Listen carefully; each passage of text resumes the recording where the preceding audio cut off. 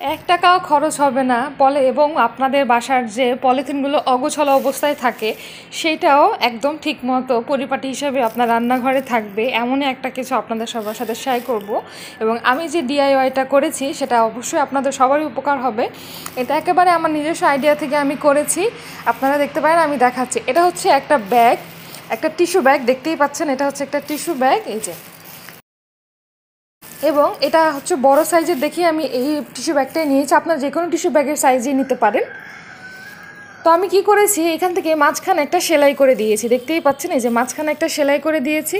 এবং নিচের দিকে, এই যে নিচের দিকে হচ্ছে এভাবে করে দুইটা ফুটা বা হচ্ছে এরকম করে কেচি দিয়ে কেটে নিয়ে একটা গোল গোল করে দিয়েছি, যেন পলিথিনগুলো বের করতে সুবিধা হয়।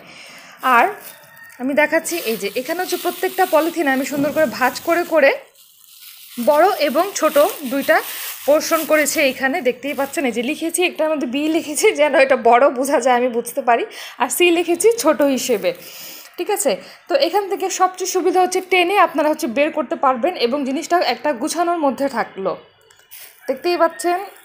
এবং আমি দেখাচ্ছি এটা আমি কিভাবে কোথায় রাখছি, আমি দেখাচ্ছি। এটা আমি রাখছি হচ্ছে এখানে, আমি একটা হুক লাগিয়েছি, এটা হচ্ছে আমার রান্নাঘরের নিচের পোর্শনটা।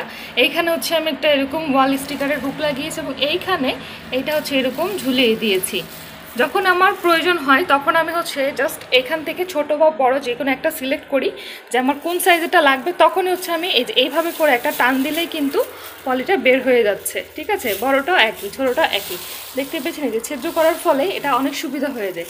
আপনাদের কোনো খরচ ছাড়াই আপনারা বাসায় সুন্দর করে এই ডিআইওয়াইটা করে ফেলতে পারবেন, যে ক্ষেত্রে আপনাদের পলিথিনটা সুন্দর মতো গুছিয়ে রাখতে পারবে।